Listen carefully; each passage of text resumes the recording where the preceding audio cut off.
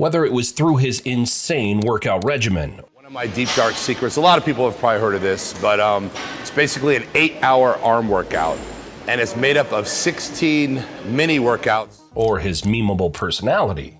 Big to get big, goddammit. Rich Piana established a legacy that remains unmatched in the world of bodybuilding. His relentless drive and determination to reach the summit of bodybuilding made him an inspiration for several fitness influencers around the world. Unfortunately, his eccentric nature and extraordinary determination would end up being his own downfall, tragically leading to his death at the age of just 46. Which begs the question, has Rich Piana truly defined his legacy as a legend in the bodybuilding world? Or was he just a bad influence who took things too far? For several years, Rich showed us what true resolve and self-confidence looked like, specifically through his patented 5% slogan. The secret to getting big. Sorry. Steroids is not the secret. I'm tired of people looking at people and saying, oh, that's impossible. Just because they haven't attained that look, it makes them feel better to say that's impossible. Nothing's impossible in life. You can achieve whatever it is you want. But little did everyone know that behind his hulking mass of muscle, Rich was hiding a range of personal issues, all stemming from his addiction to certain performance-enhancing drugs that would eventually lead him to his death. However, to truly understand how Rich died, we need to first understand how he lived and why his lifestyle continues to be so controversial among the bodybuilding fraternity. Born on September 25th, 1970 in Glendale, Arizona, Rich Piana ignited his passion for fitness and bodybuilding from the tender age of 7. His mother, a professional bodybuilder herself, used to take her son to the gym while she worked out. Week after week, he would see ripped, veiny behemoths sweating it out in a room full of weights while he played with his action figures. This constant exposure, both at the gym and at home, was enough to make Rich want to become one of those muscle monsters as well. I was always around bodybuilders, and then, she'd take me to the gym. So I was at the gym while she trained, 6, 7 years old, just in the environment. So, watching the big guys, and, I was into the He-Man action figures, and then I look around and realize that there's actually, real cartoon characters like this. So by the age of 11, recognizing her son's growing interest in the sport, Miss Piana decided to introduce him to a legendary old school bodybuilder who could take Rich under his wing, Mr. Bill Cambra. The reason the gym worked the way it did was because I never felt like I was the owner. I knew that the membership, without members, you don't have a gym. So I always looked at it like the gym belonged to everybody. We didn't have to police putting weights away. All of us now train in different places, and every friggin' place you go, nobody puts shit back, nobody can read. Rich has vividly described his experience of seeing Bill Cambra when he first walked into a gym at the age of 7. As one of the most iconic moments of his life. I was pretty much, I don't know if I was destined or I was pretty much screwed, because this is where I was going to go. There was no way in the world I wasn't going to be a bodybuilder after seeing all this, And so I remember, Bill saying I could train there anytime I wanted for free for the rest of my life. And now he had the privilege of lifting weights with him to become a champion bodybuilder himself. From the age of 11 to 15, Rich went through a huge transformation under Bill's tutelage. Here he is, looking more bulkier and ripped than most 15-year-olds do in their dreams. Seeing his body responding well, Rich decided to enter into bodybuilding competitions and continued competing for the next 3 years until he finally brought home some recognized silverware. In 1989, Rich won the NPC Mr. Teen California competition, placing first overall, reassuring both himself and Bill that he had what it takes to hang around at this level.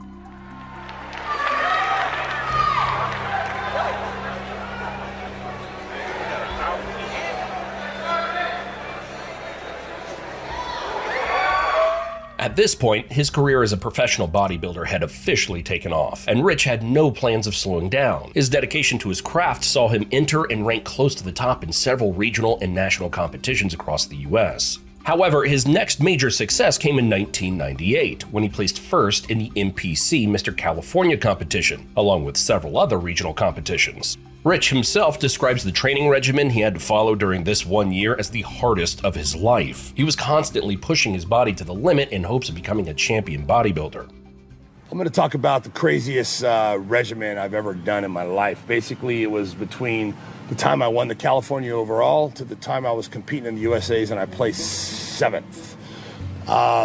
In a year, I put on approximately 48 pounds of muscle. And to his credit, he was always on the brink of winning it all, as evident from his first place in the super heavyweight division of the NPC Mr. Los Angeles competition in 2006, and his first place overall in the NPC Border States Classic. His appetite for success didn't stop at only winning bodybuilding competitions either. His goal was to build a brand around his name, get recognition, and ultimately establish himself as a leading figure in the bodybuilding world. So he started dipping his toes into traditional media as well, making a couple of cameo appearances, first as the Incredible Hulk in an episode of Scrubs,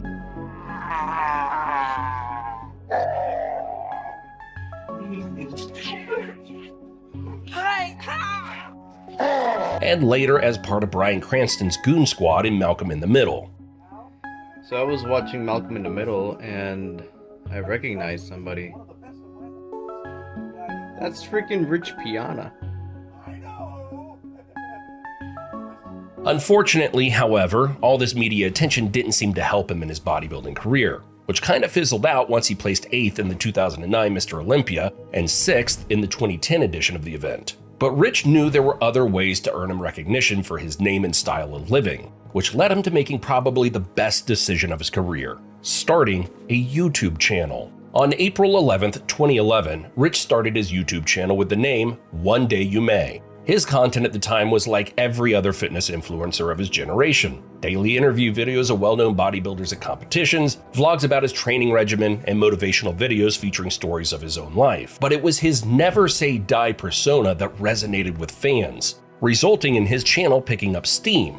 However, despite that, the early goings were tough. In fact, he only managed to breach the 20,000 subscriber mark 2 years after posting his first video. Rich's continued success on the platform was also a direct result of him constantly improving his content. His motivational videos were becoming more grounded in reality, and his daily vlogs where he showed off his gym routines became more structured. But most importantly, Rich's daily vlogs gave his fans key insights into a side of him that they hadn't seen before. His image as a muscle monster was finally giving way to his actual personality as a friendly pet lover, and his fans loved every second of it. Rich capitalized on his growing YouTube success by launching his Instagram account in 2012, sticking with his iconic handle, One Day You May. And that's where the tone of the content he was creating changed forever. It was almost common knowledge at the time that Rich had started on a steroid cycle by the name of Test and Deca as soon as he turned 18. But now he was talking about it openly through his Instagram stories, warning his audience of the consequences of taking steroids and urging them to stay natural for as long as possible. And he didn't stop there. Rich went further by debunking the myth of so-called natural steroids, making sure his audience understood that no such thing existed. All right, motherfucker, how many times do I tell you there's no such thing as a natural steroid, a test booster, a growth hormone releaser that you buy at the supplement store? Either you take steroids and take growth hormone, or you're natural. Stop wasting your goddamn money. Look at you. You're a skinny little that's wasting your money on fake shit. Jesus Christ, how many times do I have to tell you? Make a decision. You want to take steroids or not? One or the other. There's no natural steroids, no natural growth hormone. You can't go to a supplement store and buy steroids or growth hormone. God damn it, stop wasting your money. Jesus Christ. He discouraged fans from relying too hard on artificial weight gain powders, stressing that real gain came from eating real food by sharing his own experience and routine. I'm so sick of this shit. You're one of those motherfuckers that comes, wastes my time asking me questions, and then you don't take my advice. God damn it. You keep on drinking weight gainer, protein powders. What the f is wrong with you? Yeah, it's easier to put some powder in a glass and mix it up and drink it. Peanut butter, chocolate, motherfucking shake tastes good, doesn't it? But that ain't the way to get big. That's a waste of your money, a waste of time. You fucking kidding me? Get in the kitchen, cook, and eat, motherfucker. You gotta eat real food. Stop buying fucking weight gainers and protein powder. It's fucking garbage. You motherfucker. This raw, transparent approach to fitness advice put Rich in the same league as modern influencers as Noel Diesel, who value authenticity over flashy gimmicks. In the meantime, the videos on his YouTube channel continued to evolve, with him creating multiple mini-series that showed off his training regimen and personal life in the best light. Some of the most notable of these mini-series included his Bigger by the Day and Resurrection series. These weren't just shows, they created a culture. Fans latched on to Rich's catchphrases like, "Oh, busted." and Yeah, yep. All right, baby. Yeah, yep, yeah. Right, baby. Yep, yeah, Right. yep. turning them into timeless memes that still pop up in fitness circles. Oh shit. Busted! But what really set his channel apart from the flood of fitness content on YouTube between 2011 and 2014 was one video in particular, his legendary 8-hour arm workout. My deep dark secrets. A lot of people have probably heard of this, but it's basically an 8-hour arm workout, and it's made up of 16 mini workouts every half an hour throughout the day for 8 hours straight, killing your arms. And yes, it's 8 hours long. According to Rich, it was his deep, dark secret, a guaranteed way to pack on a few inches to anyone's arms, if they stuck with it completely. And sure enough, the comment section lit up. But instead of applause, it became a goldmine for trolls. Comments like, "Rich Piana bringing bro science to an entirely new level," and "I do this workout before I go to work every day, increasing my arms by an inch each time. My arms grow 365 inches a year. I can't move, I can't make love, I can't breathe. I can only wait for that sweet embrace of death. I am leaving humanity behind. Thank you, Rich Piana," became common. But Rich didn't care. He brushed off the criticism and kept building his empire. With the money he made from YouTube, he launched his personal brand, 5% Nutrition, turning his online success into a lucrative business. By early 2014, Rich had turned his online presence into serious momentum. His YouTube channel had over 120,000 subscribers, and his Instagram was blowing up fast. Seeing the perfect opportunity, he channeled all that hype into launching 5% Nutrition. We're at the 5% warehouse. Check this shit out. I gotta be honest with you, I get awesome. It's close to 100,000 square feet.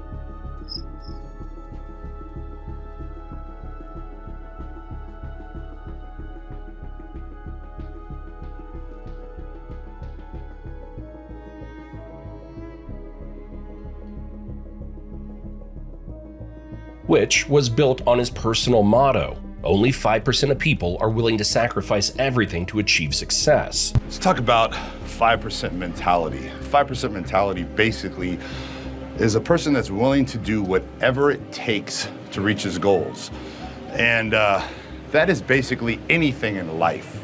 We're not talking about just working out. There's much more to life than working out. We're talking about business, success, education, bettering yourself in every way and willing to do whatever it takes. The brand took off, with Rich rolling out supplements and apparel that cemented his place in the fitness world. By 2015, Rich had gone through a massive transformation, from a clean-cut, smooth-talking bodybuilder to a heavily tattooed, larger-than-life muscle machine, which, according to his YouTube subs, didn't seem all that natural. In fact, many of them wondered why Rich would go to such extremes when he was doing relatively well in life. But for Rich, it was a matter of achieving peak human physique. Bodybuilding had become an obsession that he couldn't let go of. In fact, it got so bad that he took on an extremely expensive drug cycle to support his crazy ambitions. He admitted to getting the substances illegally in a now-deleted video saying, "Obviously, I wasn't going through a doctor and I wasn't getting it from a prescription," he admitted in a July 2014 YouTube video.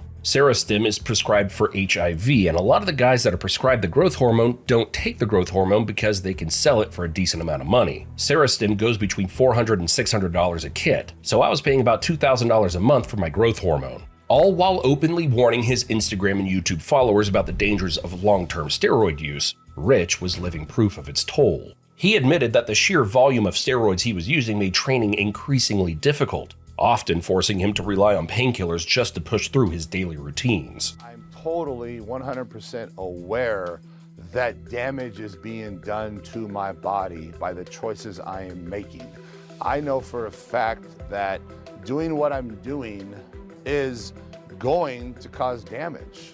For every positive I'm getting from these steroids, there's a negative that's going to come along with it. But no matter how many steroids or painkillers he took, it was never enough. His friend Rick Drezen, a bodybuilder and wrestler, explained what being big truly meant to Rich in a telling interview. I think that if he had have lived, the doctor would have said to him, Rich, you need to lose about 100 pounds, drop 100 pounds. And in his mind, he would not have been happy. And mentally, it would have really probably destroyed him because he wouldn't be where he was. You know what I'm saying? You have this image, and with him, he probably would have had a hard time accepting being lighter, smaller. For Rich, the goal of becoming the biggest monster the world had ever seen wasn't just a dream. It was an obsession he couldn't let go of. And as he got older, that goal began slipping further away. But giving up was never an option for him. So, after getting invited to and featured in Generation Iron 2, Rich made a shocking confession that left his fans divided. I have used Synthol. I used it, probably 12 years ago, and I didn't like it. It blurred my muscles. It made my muscle look weird, and it was incredibly painful. And it's very hard to train. You're almost guaranteed going to have to take some painkillers while you train because it's so painful. In this interview, Rich admits to using an oil called Synthol, which is used to artificially grow someone's arms without increasing their strength. The actual result is just an aesthetically pleasing increase in size that unfortunately turns out to be more harmful than good. You see, the use of Synthol has been directly linked to deformed, misshapen muscles that look worse as time passes. But worst of all, it's been linked to artery blockages, nerve damage, and even a cerebral stroke. And these results aren't just theoretical either. Many men have tried to artificially increase the size of their arms in the past 10 years, and almost all of them have faced disastrous consequences, including near-death experiences. The trick to those arms, bodybuilder Romario dos Santos Elva says he injected his biceps with oil and alcohol. That cocktail was nearly fatal. He says it led him to nearly commit suicide when his wife was pregnant and doctors almost had to amputate both arms. Fortunately, Rich went on to clarify that he had only used controlled amounts of the oil while maintaining a steady training regimen to ensure his strength increased as well. But despite these reassurances, his fans were starting to worry about both his physical and mental health, worried that he would do something even more drastic if he wasn't satisfied with the results he was getting. And unfortunately, their fears came true on August 7th, 2017, when Rich collapsed on his apartment floor. On August 25th, 2017, Rich passed away, despite efforts by doctors to save his life. His untimely death was a shock for his friends and family alike, especially the details of how he passed away as revealed by his girlfriend, Chanel Jansen. She stated that Rich collapsed while she was cutting his hair and slammed his head on a piece of furniture as he fell,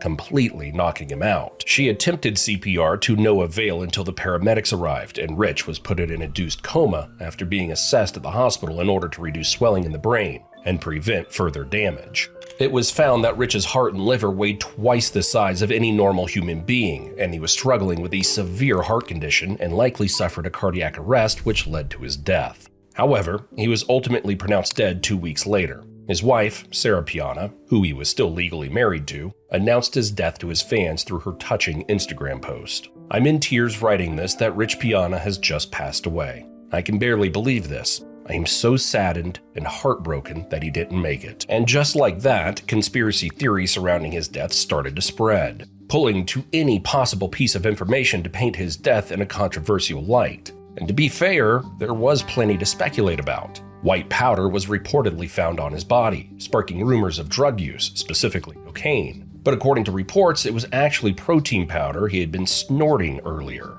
Additionally, investigators found 20 bottles of testosterone in his home as reported by TMZ. And then there's his long history of steroid abuse and use of muscle enhancement oils, something he was always open about. To complicate things further, the autopsy report was deemed inconclusive regarding whether drugs played a role in his death. But despite all this smoke rising around his death, it would be unfair and dishonest to let it define his legacy entirely. Rich Piana was a pioneer in establishing the online space for the bodybuilding community. He showed that fame and recognition were possible outside the world of bodybuilding competitions. Because here we have top pro bodybuilders, and I am not a pro. I'm not competing, yet I have a bigger fan base. I have more, followers, more people wanting to take a picture with me. So I thought it was going to be a huge problem, and it actually hasn't been. It's been really great. There was this one situation where one of the top guys in Olympia, was waiting for an elevator. And I walked up, and this was right in the brink of me starting to become popular, you know? So I walk up and he says, you know, hey, Rich, hey man, I'm a fan of yours. I watch your videos, you know, it's great to meet you and blah, blah, blah. And I say to him, I said, oh, you know, thank you, great to meet you. I said, you know, what's your name? Okay, it was a top fucking bodybuilder, you know. As one writer put it in an article titled, What Rich Piana Meant for Bodybuilding, Piana himself told us over and over that when it came to the world of competitive contest bodybuilding, he was a loser. But in rejecting that world and becoming the most fully realized version of Rich Piana that he could concoct, he transcended the limitations of the sport and became something different. Part caricature, part performance art, part pop culture icon. Piana disrupted the muscle industry, gave it the middle finger, and totally eclipsed the sunny, lift right, eat right narrative we all grew up with. Rich was able to build a brand for himself and convert his fame into a profitable business, establishing the model for online success as a fitness influencer. Though his rampant use of steroids, muscle enhancement oils, and other drugs remains a stain on his legacy. Which ultimately begs the question, did Rich Piana die a legend, or was he always just a bad influence? At first glance, calling someone who injected themselves with steroids for years a legend seems ridiculous. But here's where Rich stood apart. He never lied about who he was. He didn't claim his lifestyle was superior or pretend that his choices didn't have consequences. He was honest about the price he paid to look the way he did, and he never encouraged anyone else to follow in his footsteps. You know, we get enough negativity from the general public, you know, looking at bodybuilders. Why would anyone want to do that? Why would anyone want to look like that? You know, we get enough negativity from the general public. In our little clique, in our little world, why should we give each other negativity? It doesn't make any sense, you know what I mean? In the end, Rich Piana's story isn't just about muscles or controversy. It's about carving your own path and inspiring others to do the same. So although Rich may have passed on, the 5% don't. The 5% are here. They're going to be here. They're going to take his lessons, they're going to take his words, they're going to take his lifestyle, they're going to take everything about him and remember that. And then hopefully fit that into their own lives to create something for themselves. Because Rich created something. He was a creator. And therefore, his status as a legend is well deserved.